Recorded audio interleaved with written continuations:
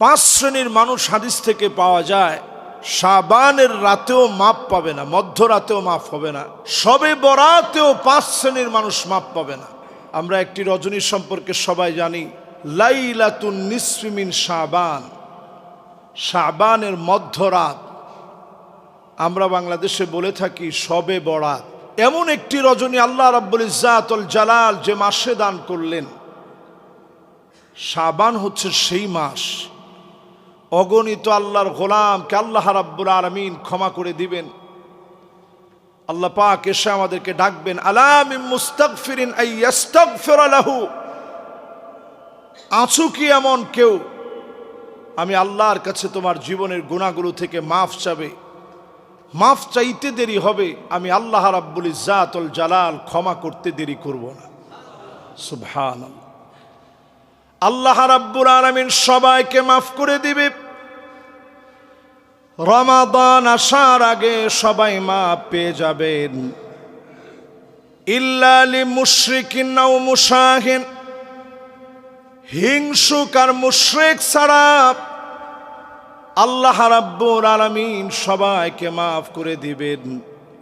ডেকে ডেকে ক্ষমা করে দিয়ে গোলামদের দাম যিনি বাড়ায় দিবেন তিনি কে? এই রজনীকে আমরা অনেকে মনে করি এটা ভাগ্য রজনী, এটা ভাগ্য রজনী হিসেবে আমরা অনেকে আমল করি। ভাগ্য রজনীকে আরবিতে বলা হয় লাইলাতুল কদর, কদরের রজনী। তাহলে শবে বরাত কেমন রজনী? এটি আল্লাহর কাছে অত্যন্ত দামি রজনী, প্রিয় হওয়ার রজনী, সেজদা দেওয়ার রজনী, আল্লাহর কাছে ধর্ণা দিয়ে গুনাহ থেকে মাফ চাওয়ার রজনী। এই শাবান মাস আসলে নবীজির আমল ছিল অধিক পরিমাণ তিনি নফল রোজা রাখতেন। বোঝা যেত যে রমাদান একেবারেই অত্যাসন্ন হয়ে গেছে। সাহাবায়ে কেরাম 6 মাস দোয়া করতেন, ইয়াদউন আল্লাহ সিত্তাতা শুনিন আইয়ুবাল্লিগহুম রমাদান। 6 মাস দোয়া করতেন, আল্লাহ রমজান পর্যন্ত আপনি পৌঁছায় দিন। 6 মাস ধরে সাহাবায়ে কেরাম দোয়া করতেন, রমজান পর্যন্ত পৌঁছায় দিন। 6টা মাস দোয়া করতেন, আইয়াতাকাব্বালাহু মিনহুম। যেই দোয়াগুলো রমজান জুড়ে করেছি, যেই আমলগুলো রমজান জুড়ে করেছি, মেহেরবানি করে কবুল করে নিন। 6 মাস দোয়া করতেন রমজান প্রাপ্তির জন্য। 6 মাস দোয়া করতেন রোজাগুলোর ভিতরে যে আমলগুলো করেছে কবুলিয়াতের জন্যে। পুরাটা বছর ধরে সাহাবায়ে কেরাম দোয়া করে কাটায় দিতেন। শাবান মাসে এখন আমরা আছি, এই মুবারক সময়ে আপনি আমি যদি অন্তত 2-1টা নফল রোজা রাখি, মন থেকে যদি আল্লাহ রাব্বুল আলামিনের কাছে ক্ষমা চেয়ে নেই, শাবানের মধ্যরাত আসার আগে শাবানের বরকতে যিনি আমাকে আপনাকে ক্ষমা করে দিবেন তিনি কে? 5 শ্রেণীর মানুষ হাদিস থেকে পাওয়া যায়। শাবানের রাতেও মাপ পাবে না, মধ্যরাতেও মাফ হবে না, শবে বরাতেও 5 শ্রেণীর মানুষ মাপ পাবে না, কদরের রাতেও 5 শ্রেণীর মানুষের মাফ হয় না। এর মধ্যে 1 নম্বর মুশরিক, যে লোকটা শিরকের সঙ্গে লেগে আছে, আল্লাহ পাক তাকে মাফ করবে না। শুধু এতটুকুন নিজের দিলের ভিতরে বসায় নেন, দুনিয়ার কেউ কাউকে কিচ্ছু দিতে পারে না, একমাত্র শুধুমাত্র যিনি দিতে পারেন তিনি কে? এজন্য এখন থেকে আল্লাহর কাছে চাইতে শুরু করেন। শিরকের গুনাহ অজানা অনেক শিরক আমরা করে ফেলেছি, জানি না করে ফেলেছি। আল্লাহর কাছে এজন্য ক্ষমা চান। অজানা যত শিরক করে ফেলেছি আল্লাহ সেগুলো আপনি মাফ করে দেন। দুনিয়ার কোনো মাজার অথবা কোনো কবর কাউকে কিচ্ছু দিতে পারে না। জিন্দা অথবা মুর্দা কোনো পীর কাউকে কিচ্ছু দিতে পারে না। দিতে পারেন একমাত্র যিনি, তিনি কে? এটা বললে অনেকে মনে একটু কষ্ট পান, মনে মনে ভাবেন হুজুর আমার পীরের কি ক্ষমতা নাই? কারো কোনো ক্ষমতা নাই। আমার মতো একটা হুজুর দাঁত ব্যথা হয়েছে, আমি কিছু করতে পারছি? আপনি বুঝেন না? কারো কোনো ক্ষমতা নাই। ক্ষমতার একচ্ছত্র যিনি মালিক, তিনি হচ্ছেন আল্লাহ সুবহানাহু ওয়া তাআলা। পীর সাহেবের ডাক্তার দেখানো লাগে না? লাগে। আপনি গিয়ে দেখেন স্কোয়ারে সব ডক্টরদের সাথে ওনার অ্যাপয়েন্টমেন্ট নেওয়া আছে অগ্রিম। উনি মাঝে মাঝেই দেখান। সমস্ত লোকদের দেখানোর আগে মালিকের কাছে ধর্ণা দেওয়া লাগে। ওয়া ইদা মারিতু ফাহুয়া ইয়াশফিন। নবীদের পর্যন্ত আল্লাহর কাছে ধর্ণা দেওয়া লাগে, আল্লাহ আমরা অসুস্থ হয়ে যাই, আপনি সুস্থ করেন। তো সুস্থ করে কে? নবীরা অসুস্থ হয়ে গেলে সুস্থ করেন কে? আমি আপনি অসুস্থ হয়ে গেলে সুস্থ তো আল্লাহ করেন। সে আল্লাহর কাছে চাইতে শুরু করেন, মনের গভীর থেকে মালিকের সঙ্গে সম্পর্ক করেন। ছোট থেকে বড় সব আল্লাহর কাছে শুধুমাত্র চাওয়া শুরু করেন। সাহাবায়ে কেরামের জুতার ফিতা ছিঁড়ে গেলে, উটের দড়ি হারায় গেলে, অন্য কারো কাছে কোনো কিছু না আছে মালিকের কাছে চাইতেন। যদি আজকেও চাইতে পারেন, যিনি অবশ্যই সাড়া দিবেন তিনি কে? এবার নবীজির ছোট্ট একটা দোয়া শোনাই। নবীজি কি দোয়াগুলো পড়তেন, আবু বকর রাদিয়াল্লাহু তাআলা আনহু কেমন দোয়া করতেন। কেউ যদি আবু বকর রাদিয়াল্লাহু তাআলা আনহুর সামনে প্রশংসা করতেন যে আপনি আমাদের এত শ্রেষ্ঠ সম্মানিত খলিফা, এত দাম আপনার, আবু বকর রাদিয়াল্লাহু তাআলা আনহু গোপনে গিয়ে কাঁদতেন আর বলতেন, আল্লাহুম্মা লা তুআখিযনি বিমা ইয়াকুলুন। ও মালিক, আপনি আবু বকরকে ধরবেন না। মানুষ আমার ব্যাপারে যা বলেছে এই বিষয়গুলা নিয়ে আমাকে পাকড়াও করবেন না। ওয়াজআলনি খায়রাম মিম্মা ইয়াযুন্নুন। মানুষের ধারণার চাইতে আমারে সেরা বানায় দেন। ওয়াগফিরলি মা লা ইয়ালামুন। আমি আবু বকরের গোপন যত বিষয় আছে, যে গোপন বিষয়গুলা দুনিয়ার কেউ জানে না, আল্লাহ মেহেরবানি করে আমি আবু বকরের গোপন বিষয়গুলা মাফ করে দেন। আল্লাহর কাছে নিজেকে এত ছোট করে তুলে ধরতেন। নবীজি আমার শিখায় গেলেন দোয়া করব, আল্লাহুম্মা ইন্নী আবদুক। আয় আল্লাহ, আমি তোমার গোলাম। ওয়াবনু আবিদিক, গোলামের ঘরের গোলাম।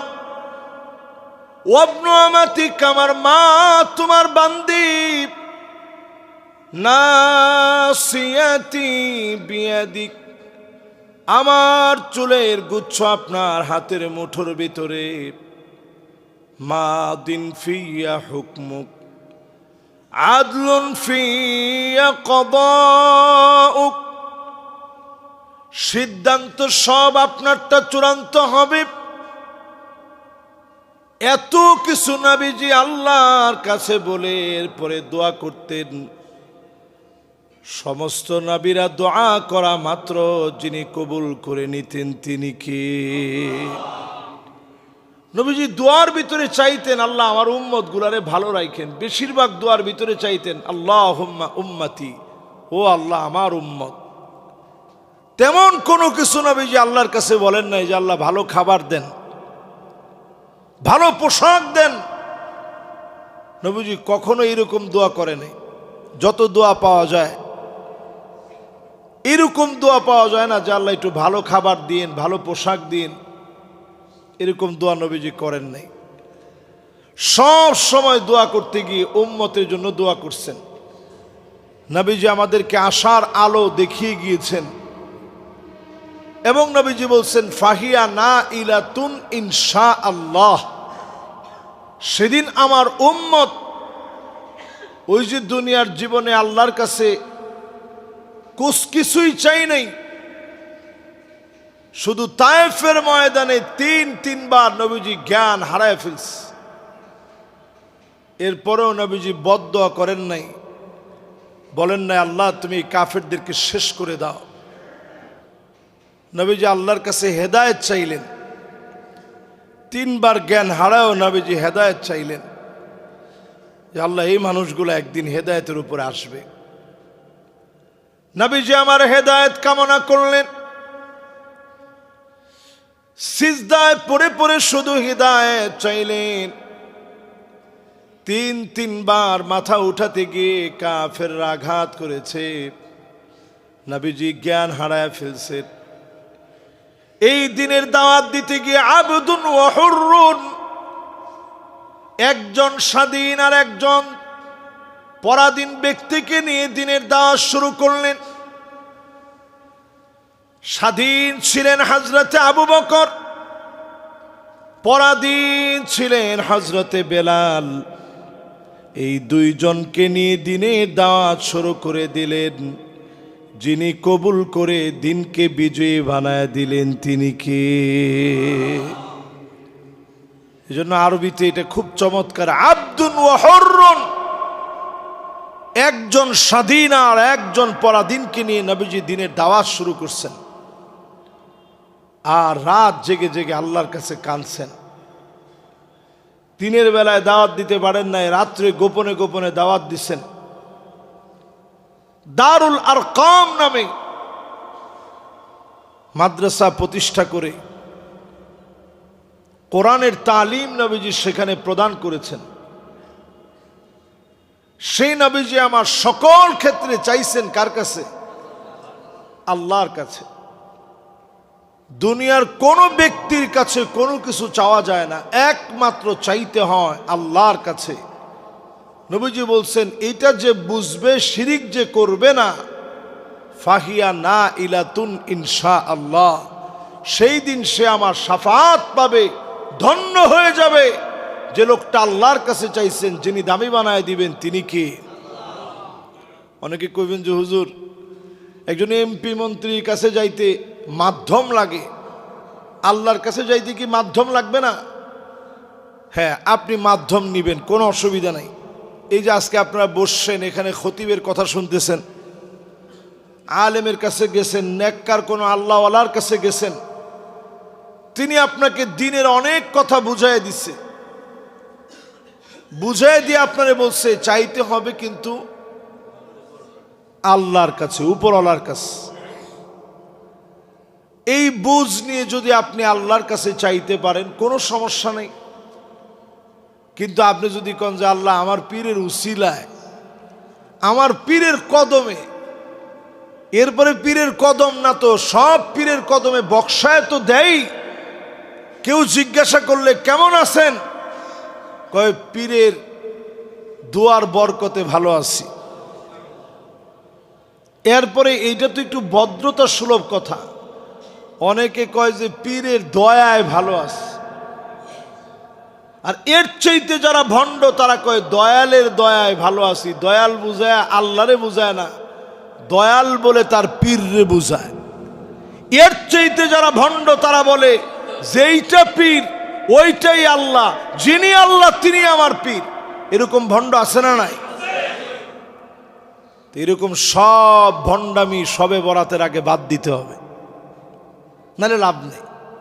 এরকম হাজারটা সবে বরাত জীবনে আসবে, লাভ হবে না। 2 নম্বরে প্রিয় ভাইয়েরা আমার, মুসাহিন মানে হিংসা বাদ দেওয়া লাগবে। সর্বোপরি মনে রাখা লাগবে হিংসা করা যাবে না। তো হুজুর হিংসা ছাড়া কি মানুষ আছে? সবার মনের ভিতরে তো কম বেশি হিংসা আছে, সবার মনে। এটা মানবীয় একটা প্রবৃত্তি, এটা আমাদের ভিতরে সৃষ্ট একটা আমাদের স্বভাব, যে আমরা কিছু না কিছু হিংসা করি। আপন ভাইও যদি একটু ভালো চলে তো ভাইয়ের ভিতরে জ্বলা শুরু হয় যে কিরে, সে তো আমার চাইতে ভালো চলতেছে, এরকম হিংসা আমাদের সমাজে আছে না নাই? তো এই হিংসা থেকে বাঁচার উপায় কি? আপনি দোয়া করবেন, আল্লাহ আমার ভাইরা আপনি দিছেন, আরো দেন, লগে আপনারা দেন, এটা আর কইতে হইব না, লগে আপনারা দেন। এটা ফেরেশতারা বলবে আপনার পক্ষ থেকে যে আল্লাহ যেই লোকটার মন এত ভালো, তোমার কাছে চাচ্ছে তার ভাইয়ের জন্য, আল্লাহ তুমি সাথে তারেও দিয়ে দিও। জোরে কোন সুবহানাল্লাহ। এই জন্য যার জন্য বেশি হিংসা হবে, যার সাফল্য আপনাকে হিংসাত্মক বানায় দিবে, তার জন্য গোপনে গোপনে দোয়া করবেন। তাহলে হিংসার গুনাহ থেকে আপনি বাঁচবেন এবং ফলশ্রুতিতে আল্লাহ রাব্বুল ইজ্জাত ওয়াল জালাল গুনাহ মাফ করে দি, হিংসা থেকে বাঁচায় দি। এই লাইলাতুন নিসফি মিন শাবান, শাবানের মধ্যরাতে যিনি আমাদেরকে কবুল করে নেবেন তিনি কে? 3 নম্বরে প্রিয় ভাইয়েরা আমার,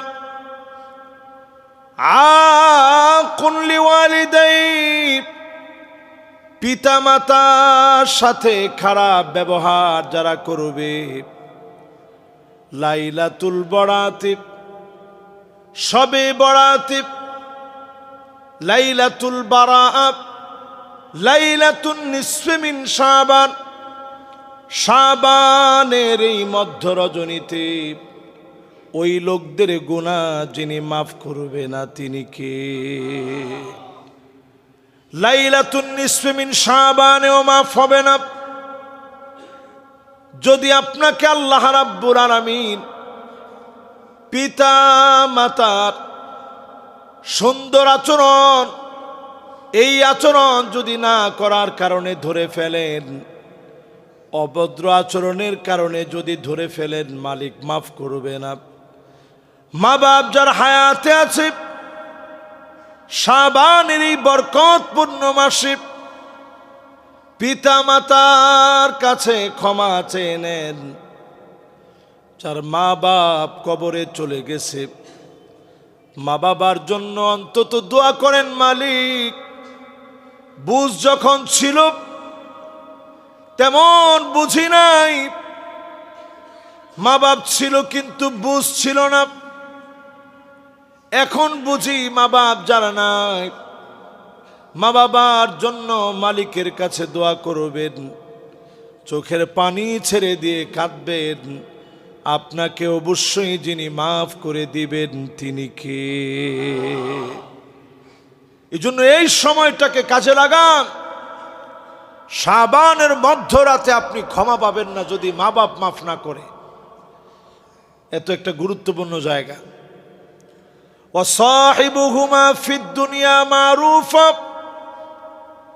দুনিয়ার জীবনে চলতে গিয়ে মা বাপ যদি মুশরিক মুশরিকা হয়, মা বাপ যদি বেঈমান হয়, দুশ্চরিত্রা লম্পট হয়, মদখোর হয়, এরপরও খারাপ ব্যবহার করা যাবে না।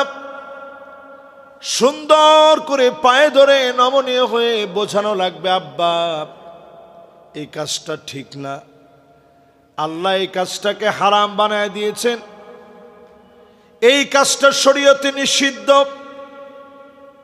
ঘাড় নামায়া সুর নরম করে দিয়ে কথা বলেন। ওয়াকফিদ লাহুমা জানাহাদ যুল্লি মিনার রাহমা, বিনয়ের সুরে নরম সুরে ঘাড় নোয়া কথা বলেন। মা বাবার দোয়ার কারণে যিনি দামি বানায়া দিবেন তিনি কে? এই দুনিয়াতে কেউ বড় হতে পারে নাই পিতা মাতার দোয়া ছাড়া। এই দুনিয়ার সব জায়গায় আপনি মিলায় দেখবেন মা বাবার দোয়ার কারণেই মানুষ বড় হয়। আজকের এই মসজিদের এই জায়গা থেকে শুরু করে সামনে যারা বসা আছেন মিলায় দেখেন, মা বাবার দোয়াটা এমন যেটা আপনাকে বড় বানাবেই। যদি আপনি অনেক বড় ডিগ্রিও নিয়ে থাকেন, মা বাপ যদি আপনার উপরে বেজার হয়, কোনো না কোনো একটা জায়গায় গিয়ে আপনি ধরা খেয়ে যাবেন, ধরা খাবেনই খাবেন।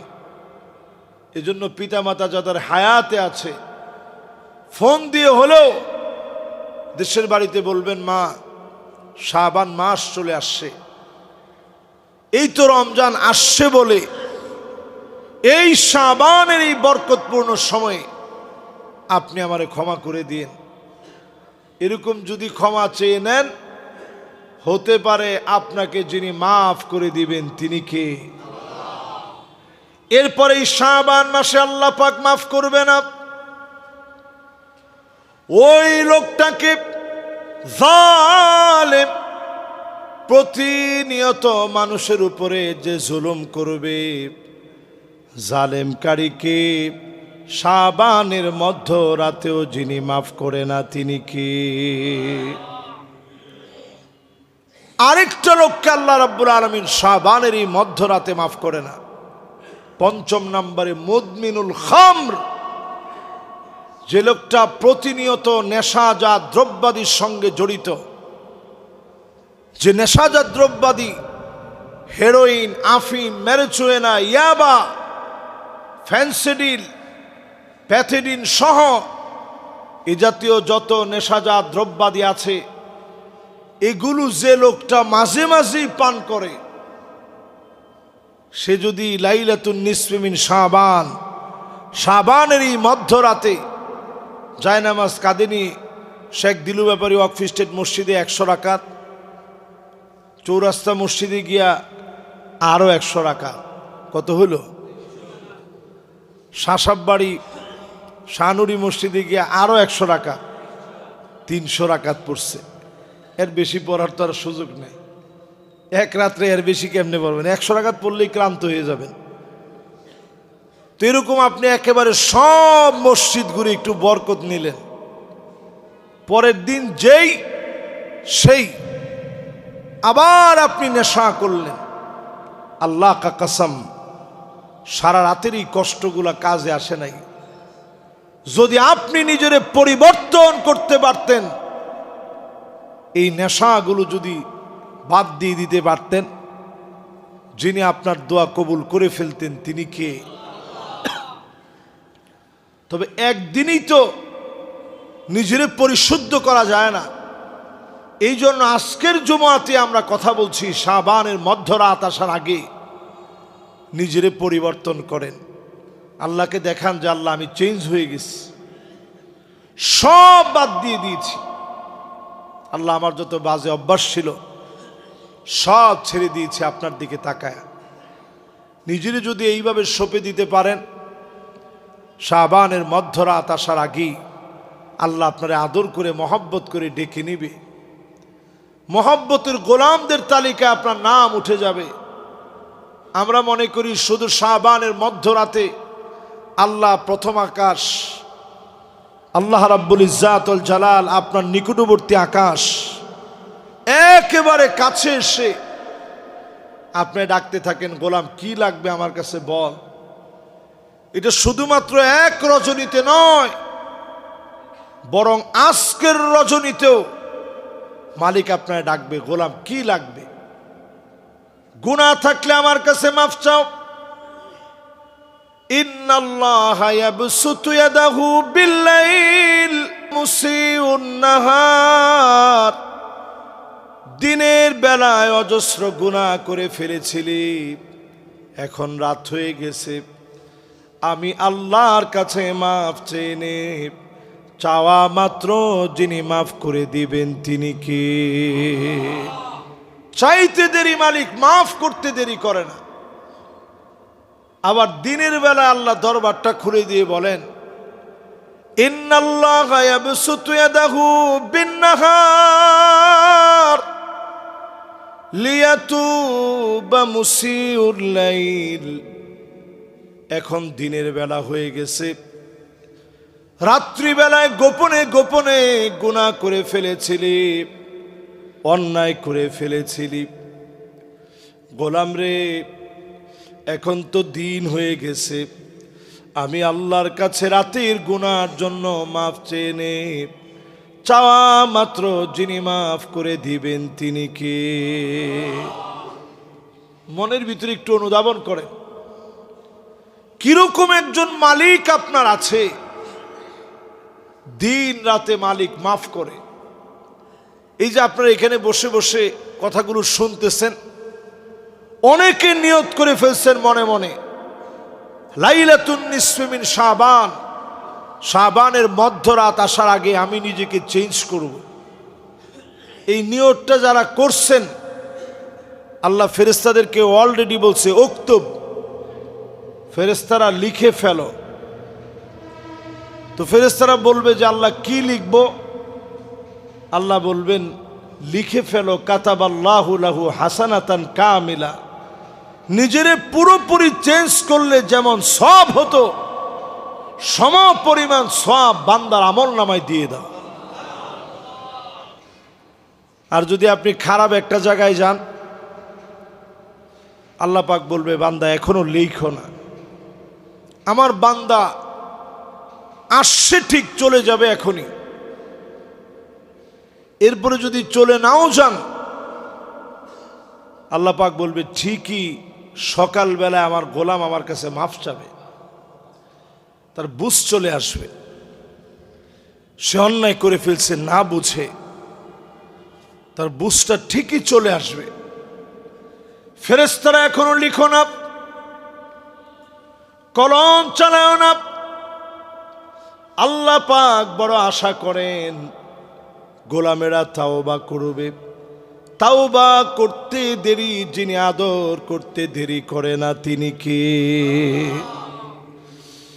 দুনিয়ার জীবনে মা বাপের হাতে আমরা সবাই কম বেশি মার খাইছি না ভাই? দেখবেন একটা দুইটা তিনটা চারটা মার দেওয়ার পর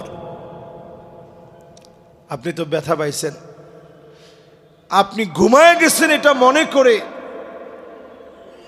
প্রায় জনের সঙ্গে এটা হওয়ার কথা, বাপ এসে পিঠটা দেখছে যে হারে আমার ছেলেটারে কেন মারলাম। হয়েছে না এরকম? হয়েছে। কতদিন হয়েছে জীবনে বাপ মারছে, পরে আইসা দেখছে যে হারে ছেলেটারে কেন মারলাম। এই তো বাপের সঙ্গে আপনার সম্পর্ক। ইন্নাল্লাহা জাআলার রাহমাতা মিআতা জাযা,